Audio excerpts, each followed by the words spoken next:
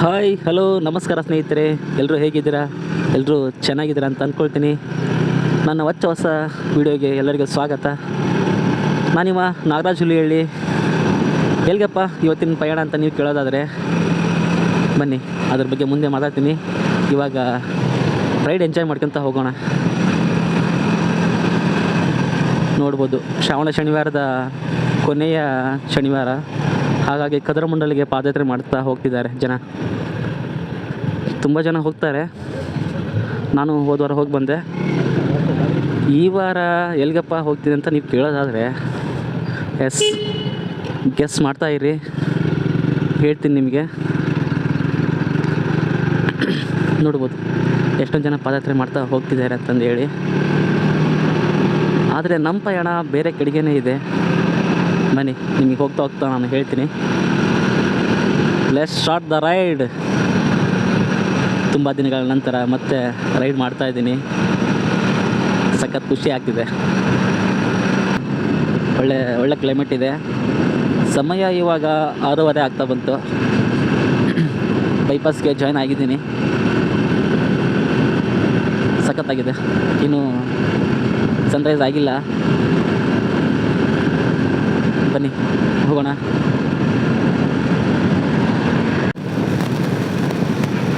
ಹಲಗೇರಿ ಹತ್ತಿರ ಇದ್ದೀನಿ ಇವಾಗ. ಹಲಗೇರಿಲಿ ಒಂದು ಹೋಟ್ಲಿದೆ, ಮೋದಿ ಹೋಟ್ಲ್ ಅಂತಲೇ ಹೆಸರು ವಾಸಿಯಾಗಿರುವ ಮೋದಿ ಹೋಟ್ಲು. ಬಟ್ ನಾವಿವಾಗ ಹೋಗ್ತಾ ಇಲ್ಲ ಅಲ್ಲಿಗೆ. ನಮ್ಮ ಪಯಣ ಏನೇ ಇದ್ದರೂ ಕಟ್ಟಿಹಳ್ಳಿ ಕಡೆಗೆ. ಕಟ್ಟಿಹಳ್ಳಿಗೆ ಏನಕ್ಕಂತ ನೀವು ಕೇಳೋದಾದರೆ, ಕಟ್ಟಿಹಳ್ಳಿಗೆ ಹೋಗ್ತಿಲ್ಲ. ಕಟ್ಟಿಹಳ್ಳಿಯಿಂದ ಮುಂದೆ ಶಿಕಾರಿಪುರ ಹೋಗ್ತಾ ಇದ್ದೀನಿ.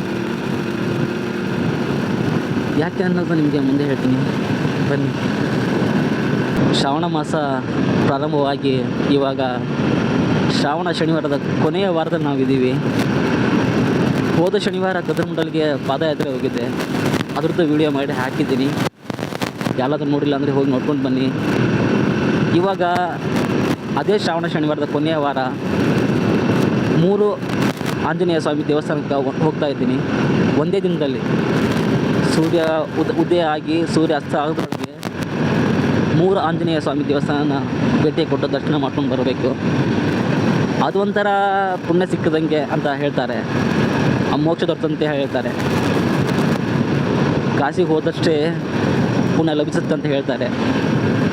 ಇವಾಗ ನಾನು ಕೂಡ ಸೂರ್ಯ ಉದಯ ಮತ್ತು ಸೂರ್ಯ ಅಸ್ತದೊಳಗೆ 3 ಆಂಜನೇಯ ಸ್ವಾಮಿ ದರ್ಶನ ಮಾಡೋಕ್ಕೆ ಹೋಗ್ತಾ ಇದ್ದೀನಿ. ಅದರಲ್ಲಿ ಮೊದಲನೇದಂದರೆ ಶಿಕಾರಿಪುರ, ಮಲೆನಾಡಿನ ಹೆಬ್ಬಾಗಿಲು ಅಂತ ಕರೆಸಿಕೊಳ್ಳುವ ಶಿವಮೊಗ್ಗ ಜಿಲ್ಲೆಯ ಶಿಕಾರಿಪುರಕ್ಕೆ ನಾನು ಇವತ್ತು ಹೋಗ್ತಾ ಇದ್ದೀನಿ. ಅದು ಮೊದಲ ದೇವರು ಈಗ ನಾನು ದರ್ಶನ ಮಾಡ್ತಾ ಇರೋದು. ಬನ್ನಿ ಹೋಗೋಣ. ಬನ್ನಿ, ನಿಮಗೊಂದು ಒಳ್ಳೆ ರೋಡ್ ತೋರಿಸ್ತೀನಿ ನಿಮಗೆ ಮುಂದೆ. ನೋಡಿ, ನಾನು ಹೇಳಿದ ರೋಡ್ ಇದೆ. ಹೇಗಿದೆ? ಸೂಪರ್ ಆಗಿದೆ ಅಲ್ಲ ರೋಡು. ಅಕ್ಕಪಕ್ಕ ಗಿಡ ಮರ, ಹಚ್ಚ ಹಸಿರು. ಇವಾಗ ಅದ್ರ ನಡುವೆ ನಮ್ಮ KSRTC ಬಸ್ಸು ನೋಡ್ಬೋದು ನೀವು ಮುಂದ್ಗಡೆ. ಸೂಪರ್ ಆಗಿದೆ ಈ ವ್ಯೂ ಮಾತ್ರ. ಸಾಯಿರಾಮ್ ಸಾಯಿರಾಮ್ ಸಾಯಿರಾಮ್. ಸಾಯಿಬಾಬಾ, ಪಾಂಡುರಂಗ ವಿಠಲ ನೋಡ್ಬೋದು. ಮುಂದ್ಗಡೆ ದೇವರ ಗಾಡಿ ಹೋಗ್ತಾ ಇದೆ. ಎಲ್ಲರಿಗೂ ಒಳ್ಳೇದು ಮಾಡಪ್ಪ ದೇವರೇ.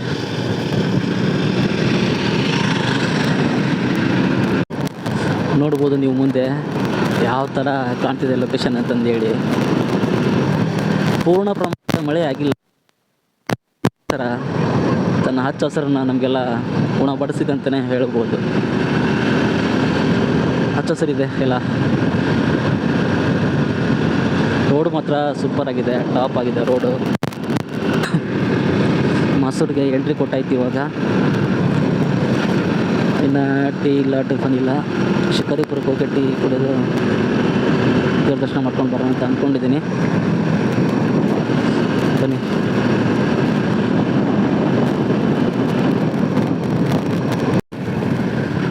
ನೋಡಿ ಸ್ನೇಹಿತರೆ, ಮುಂದ್ಗಡೆ ವ್ಯೂ ಹೇಗಿದೆ. ನಿಮಗೆ ಕ್ಯಾಮ್ರಾದಲ್ಲಿ ಅಷ್ಟು ಕ್ಲಿಯರಾಗಿ ಕಾಣ್ತಿಲ್ಲ ಅನಿಸುತ್ತೆ. ಅಲ್ಲಿ ಮುಂದ್ಗಡೆ ಬೆಟ್ಟದಲ್ಲಿ. ಹಾ ಹಾ, ಸೂಪರ್ ಆಗಿದೆ ವ್ಯೂ ಮಾತ್ರ. ಮೊದಗ ಮಾಸೂರು ಕೆರೆ ಅಂತ ನೀವೆಲ್ಲ ಕೇಳಿರ್ಬೋದು. ಅದೇ ರೋಡಿಗೆ ಇವಾಗ ನಾನು ಬಂದಿರೋದು. ನೋಡಿ ಹೇಗೆ ಕಾಣ್ತಿದೆ ರೋಡು ಅಂದರೆ ಸೂಪರಾಗಿ ಕಾಣ್ತಿದೆ. ಹಿಂಗೆ ಇಲ್ಲೇ ಸ್ಟಾಪ್ ಮಾಡಿದ್ದೆ, ನೋಡ್ಬೋದು ಮೊದಗ ಮಾಸೂರು ಕೆರೆ ಇದು ರೋಡು. ಸೂಪರಾಗಿದೆ ಕೆರೆ ಮಾತ್ರ. ಶಿಕಾರಿಪುರ 13 ಕಿಲೋಮೀಟ್ರ್. ಇನ್ನೊಂದು 15 ನಿಮಿಷ ರೀಚ್ ಆಗ್ತೀವಿ.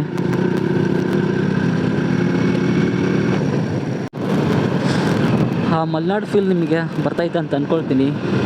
ಅಕ್ಕಪಕ್ಕ ಅಡಿಕೆ ಮರಗಳು, ಈ ಚಿಕ್ಕ ರೋಡ್ ಅಕ್ಕಪಕ್ಕ ಮರಗಳು, ಮಲೆನಾಡು ಫೀಲ್ ಕೊಡ್ತಿದ್ದೆ ನನಗಂತೂ. ಈ ಕ್ಯಾಮ್ರಾದಲ್ಲಿ ಎಷ್ಟು ಕಾಣ್ತಿದೆ ಅಂತ ಗೊತ್ತಿಲ್ಲ. ಆಮೇಲೆ ಇನ್ನೊಂದು, ಗಾಳಿ ಕೂಡ ತುಂಬ ಆಗಿದೆ. ವಾಯ್ಸ್ ನಿಮ್ಗೆ ಎಷ್ಟು ಕ್ಲಿಯರಾಗಿ ಕೇಳ್ತೀನಿ ಅಂತ ನನಗೆ ಗೊತ್ತಿಲ್ಲ, ಎಡಿಟ್ ಮಾಡುವಾಗಲೇ ಗೊತ್ತಾಗೋದು.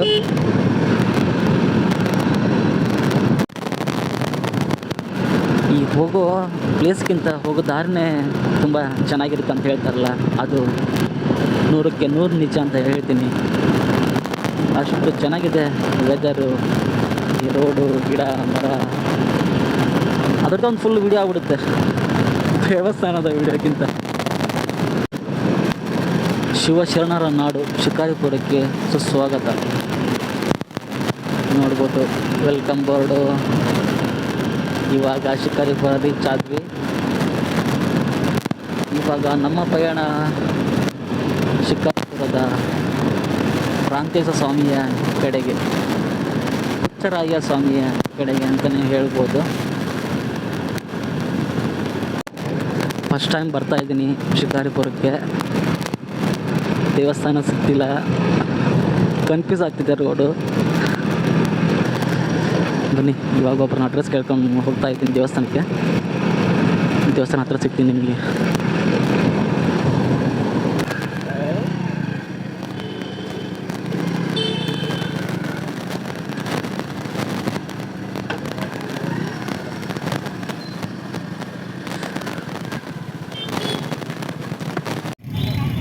ಶಿಕಾರಿಪುರಕ್ಕೆ ಬಂದಾಯಿತು. ನೋಡ್ಬೋದು ನೀವು ಇಲ್ಲಿ ಶ್ರೀ ಹುಚ್ಚರಾಯ ಸ್ವಾಮಿ ದೇವಸ್ಥಾನ ಶಿಕಾರಿಪುರ. ನೋಡ್ಬೋದು ಗೋಪುರ ಎಷ್ಟು ಚೆನ್ನಾಗಿ ನಿರ್ಮಾಣ ಮಾಡಿದ್ದಾರೆ ಅಂತಂದು ಹೇಳಿ. ಅದೇ ಥರ ಶ್ರಾವಣ ಶನಿವಾರದ ಕೊನೆಯ ವಾರ ಹೂವಿನ ಅಲಂಕಾರ ಕೂಡ ಮಾಡಿದ್ದಾರೆ. ಬನ್ನಿ ಇವಾಗ ದರ್ಶನ ಮಾಡೋಕ್ಕೆ ಹೋಗೋಣ. ಎಳ್ಳು ಬತ್ತಿ ಹಚ್ಚಿ ದೇವರ ದರ್ಶನಕ್ಕೆ ಹೋಗೋದು ವಾಡಿಕೆಯಾಗಿದೆ. ಇಲ್ಲಿ ಎಳ್ಳು ಬತ್ತಿಯನ್ನು ಹಚ್ಚಿ ಮುಂದೆ ಸ್ವಾಮಿಯ ದರ್ಶನಕ್ಕೆ ಹೋಗೋಣ. ದೇವರ ದರ್ಶನಕ್ಕೆ ಇವಾಗ ಹೋಗ್ತಾ ಇದ್ದೀವಿ. ನೋಡ್ಬೋದು ಹೂವಿನ ಅಲಂಕಾರ.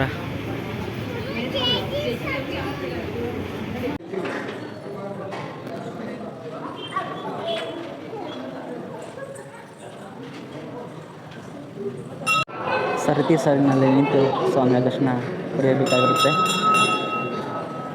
ನೋಡ್ಬೋದು ಹೂವಿನ ಅಲಂಕಾರ.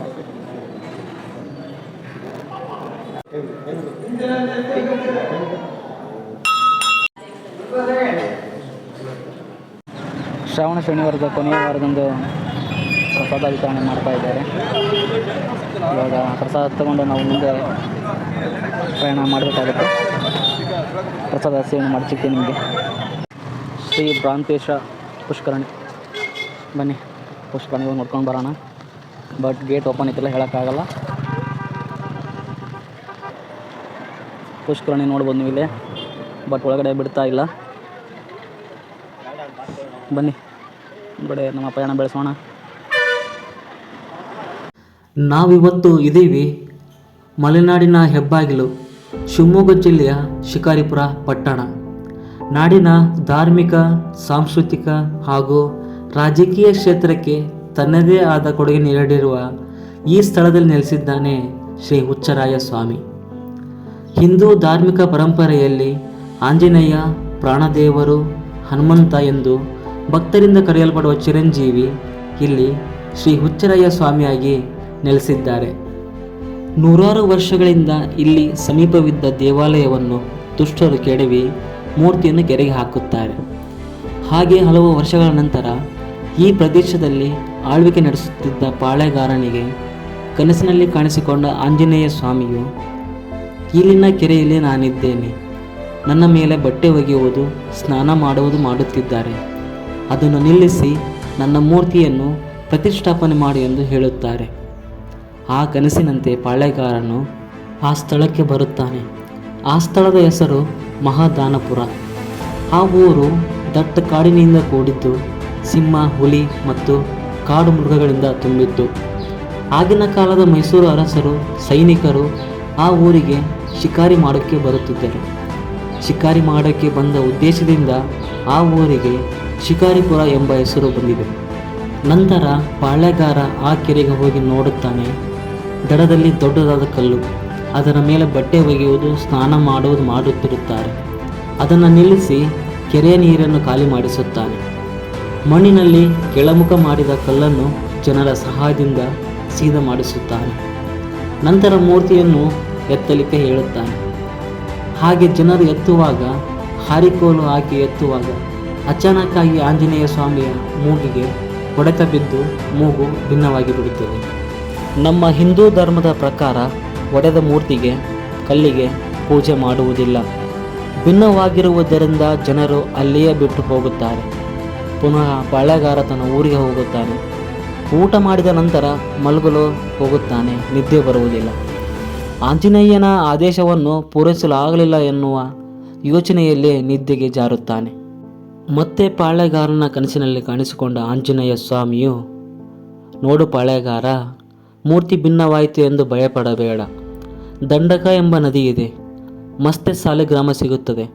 ಆ ಸಾಲಿಗ್ರಾಮ ತೆಗೆದುಕೊಂಡು ಬಂದು ಭಿನ್ನವಾದ ಜಾಗದಲ್ಲಿ ಇಡು. ಮತ್ತೆ ಆ ಮೂರ್ತಿ ಪೂಜೆ ಮಾಡಲಿಕ್ಕೆ ಬರುತ್ತದೆ ಎಂದು ಹೇಳುತ್ತಾರೆ. ಅದೇ ಪ್ರಕಾರ ಪಾಳೆಗಾರ ಆ ಊರಿಗೆ ಹೋಗುತ್ತಾನೆ. ಜನರನ್ನು ಕೂಡಿಸಿ, ದಂಡಕ ಎಂಬ ನದಿ ಯಾರಿಗಾದರೂ ಗೊತ್ತಾ ಎಂದು ಕೇಳುತ್ತಾನೆ. ಆಗ ಒಬ್ಬ ವೃದ್ಧ, ನನಗೆ ಗೊತ್ತು, ನಾನು ಹೋಗಿ ಬಂದಿದ್ದೇನಂತ ಹೇಳುತ್ತಾನೆ. ಆಗ ಪಾಳೆಗಾರ, ಈಗಲೇ ಹೋಗಿ ಆ ಮತ್ಸ್ಯ ಸಾಲಿಗ್ರಾಮ ತೆಗೆದುಕೊಂಡು ಬನ್ನಿ ಅಂತ ಹೇಳಿ ಜನರನ್ನು ಕಳಿಸುತ್ತಾನೆ. ಮತ್ತೆ ಸ್ವಲ್ಪ ದಿನಗಳ ನಂತರ ಕನಸಿನಲ್ಲಿ ಕಾಣಿಸಿಕೊಂಡ ಆಂಜನೇಯ ಸ್ವಾಮಿಯು, ಇನ್ನು ತಡ ಮಾಡಬೇಡ, ಕೆರೆಯಲ್ಲಿರುವ ನನ್ನ ಮೂರ್ತಿಯನ್ನು ತೆಗೆದುಕೊಂಡು ಎತ್ತಿನ ಗಾಡಿಯಲ್ಲಿ ಇಟ್ಟುಕೊಂಡು ಬಾ. ಎತ್ತಿನ ಗಾಡಿಯ ಅಚ್ಚು ಎಲ್ಲಿ ಮುರಿಯುತ್ತದೆ ಅಲ್ಲಿ ನನ್ನ ಮೂರ್ತಿಯನ್ನು ಪ್ರತಿಷ್ಠಾಪನೆ ಮಾಡು ಎಂದು ಹೇಳುತ್ತಾರೆ. ಅದೇ ರೀತಿ ಪಾಳೆಗಾರ ಮೂರ್ತಿಯನ್ನು ಎತ್ತಿನ ಗಾಡಿಯಲ್ಲಿ ನಿಧಾನಕ್ಕೆ ತೆಗೆದುಕೊಂಡು ಬರುತ್ತಿರುತ್ತಾನೆ. ಒಂದು ಜಾಗದಲ್ಲಿ ಎತ್ತಿನ ಗಾಡಿಯ ಅಚ್ಚು ಮುರಿದು ಬಿಡುತ್ತದೆ. ಈಗಿರುವ ದೇವಸ್ಥಾನ ಹಿಂದೆ ಒಬ್ಬ ಸನ್ಯಾಸಿಯ ಆಶ್ರಮ.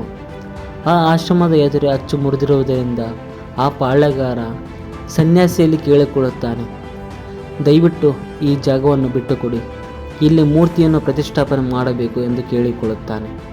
ಅದಕ್ಕೆ ಸನ್ಯಾಸಿ ಹೇಳುತ್ತಾನೆ, ನನಗೆ ಈ ಕೆರೆ ತುಂಬ ಹತ್ತಿರವಿದೆ, ನನ್ನ ದಿನನಿತ್ಯದ ಕೆಲಸಕ್ಕೆ ಯೋಗ್ಯವಾಗಿದೆ, ಬಿಟ್ಟುಕೊಡುವುದು ಆಗುವುದಿಲ್ಲ ಎಂದು ಹೇಳುತ್ತಾನೆ. ವ್ಯರ್ಥ ಪ್ರಯತ್ನದಿಂದ ಪಾಳೆಗಾರ ತನ್ನ ಊರಿಗೆ ಬರುತ್ತಾನೆ. ದಿನ ಕಳೆದಂತೆ ಸಾಲಿಗ್ರಾಮ ಆ ಊರಿಗೆ ಬರುತ್ತದೆ. ಆಗ ಆಂಜನೇಯ ಸ್ವಾಮಿಯು ಸನ್ಯಾಸಿಯ ಕನಸಿನಲ್ಲಿ ಕಾಣಿಸಿಕೊಳ್ಳುತ್ತಾನೆ. ನೋಡು, ಈ ಹಿಂದೆ ಒಬ್ಬ ಪಾಳೆಗಾರ ಬಂದು ಜಾಗ ಕೇಳಿದರೆ ಕೊಡಲಿಲ್ಲ. ಮೂರ್ತಿಯ ಪ್ರತಿಷ್ಠಾಪನೆಗೆ ಜಾಗ ಕೊಡಬೇಕು. ನಿನ್ನ ಹೆಸರನ್ನು ಭಗವಂತನಿಗೆ ಇಡಬೇಕು ಎಂದು ಆತನಲ್ಲಿ ಕೇಳಿಕೊ. ನಿನ್ನ ಹೆಸರು ಭಗವಂತನಿಗೆ ಬರುತ್ತದೆ ಅಂತ ಹೇಳುತ್ತಾನೆ. ಆ ಕನಸಿನಂತೆ ಸನ್ಯಾಸಿ ಬಹಳ ಖುಷಿಯಾಗುತ್ತಾನೆ, ನನ್ನ ಹೆಸರು ಭಗವಂತನಿಗೆ ಇಡುತ್ತಾರೆ ಎಂದು. ನಂತರ ಸನ್ಯಾಸಿ ತನ್ನ ದಿನನಿತ್ಯದ ಕೆಲಸಗಳನ್ನು ಮುಗಿಸಿ ಪಾಳೆಗಾರನ ಹತ್ತಿರ ಹೋಗುತ್ತಾನೆ. ಹೋಗಿ, ಹಿಂದೆ ನೀವೊಮ್ಮೆ ನನ್ನ ಹತ್ತಿರ ಜಾಗವನ್ನು ಕೇಳಿದ್ದೀರಿ, ನಾನು ಕೊಡಲ್ಲ ಅಂತ ಹೇಳಿದ್ದೆ, ಆದರೆ ಈಗ ಆ ಜಾಗವನ್ನು ನೀವೇ ತಗೋಬೇಕು ಅಂತ ಕೇಳಿಕೊಳ್ಳುತ್ತಾನೆ.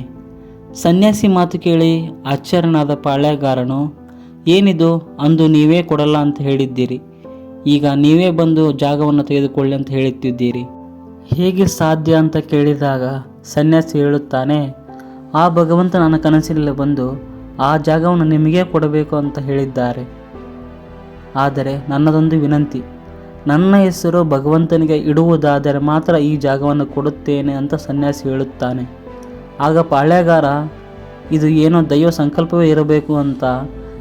ಸರಿ, ನಿಮ್ಮ ಹೆಸರು ಆ ದೇವರಿಗೆ ಇಡುತ್ತೇನೆ ಎಂದು ಮಾತು ಕೊಡುತ್ತಾನೆ. ಸರಿ, ನಿಮ್ಮ ಹೆಸರು ಏನು ಎಂದು ಕೇಳಿದಾಗ ಸನ್ಯಾಸಿ ಹೇಳುತ್ತಾನೆ, ಹುಚ್ಚಪ್ಪ ಒಡೆಯರ್ ಎಂದು.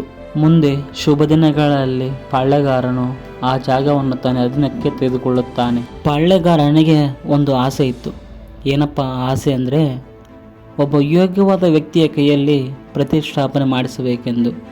ಅದೇ ವೇಳೆಯಲ್ಲಿ ಯತಿಶ್ರೇಷ್ಠರಲ್ಲಿ ಒಬ್ಬರಾದ ಶ್ರೀ ವ್ಯಾಸತೀರ್ಥರ ಕನಸಿನಲ್ಲಿ ಕಾಣಿಸಿಕೊಂಡ ಆಂಜನೇಯ ಈ ಮೂರ್ತಿಯನ್ನು ಪ್ರತಿಷ್ಠಾಪನೆ ಮಾಡುವಂತೆ ಕೇಳುತ್ತಾರೆ. ಅದರಂತೆ ಪಾಳ್ಯಗಾರನು ಭೇಟಿಯಾದ ವ್ಯಾಸತೀರ್ಥರು ಚೈತ್ರ ಮಾಸ ಶುಕ್ಲ ಪಕ್ಷದ ಪೂರ್ಣಿಮೆಯ ಶುಭ ದಿನದಲ್ಲಿ ಶ್ರೀ ಆಂಜನೇಯ ಸ್ವಾಮಿಯ ಪ್ರತಿಷ್ಠಾಪನೆ ಮಾಡುತ್ತಾರೆ. ಆ ದಿನ ಹನುಮ ಜಯಂತಿ ಇರುತ್ತದೆ. ಆಂಜನೇಯ ಸ್ವಾಮಿಯ ಮೂಲ ಹೆಸರು ಭ್ರಾಂತೀಶ ಮತ್ತು ಹುಚ್ಚ ಎಂದು ಇರುತ್ತಾರೆ. ಏಕೆಂದರೆ ಸನ್ಯಾಸಿಯ ಹೆಸರು ಹುಚ್ಚಪ್ಪ ಒಡೆಯರ್ ಅಲ್ವಾ, ಅದಕ್ಕೆ ಹುಚ್ಚ ಅಂತ ಇಡುತ್ತಾರೆ. ನಂತರ ವ್ಯಾಸರಾಯ, ಹಾಗಾಗಿ ಹುಚ್ಚ ಮತ್ತು ರಾಯ, ಹುಚ್ಚರಾಯ ಅಂತ ಹೇಳಿ ಸ್ವಾಮಿಯನ್ನು ಸೇರಿಸುತ್ತಾರೆ. ಆಗ ಹುಚ್ಚರಾಯ ಸ್ವಾಮಿ ಅಂತ ಆ ಭಗವಂತನಿಗೆ ನಾಮಕರಣ ಮಾಡುತ್ತಾರೆ. ಇಂತಹ ಸ್ವಾಮಿಯ ದರ್ಶನ ಮಾಡಿದ ಲಕ್ಷಾಂತರ ಜನರು ತಮ್ಮ ಕಷ್ಟ ಕಾರ್ಪಣ್ಯಗಳನ್ನು ದೂರ ಮಾಡಿಕೊಂಡಿದ್ದಾರೆ, ತಮ್ಮ ಬೇಡಿಕೆಯನ್ನು ಈಡೇರಿಸಿಕೊಂಡಿದ್ದಾರೆ. ಪ್ರತಿ ವರ್ಷ ಅದ್ದೂರಿಯಾಗಿ ಸ್ವಾಮಿಯ ರಥೋತ್ಸವ ಜರುಗುತ್ತದೆ.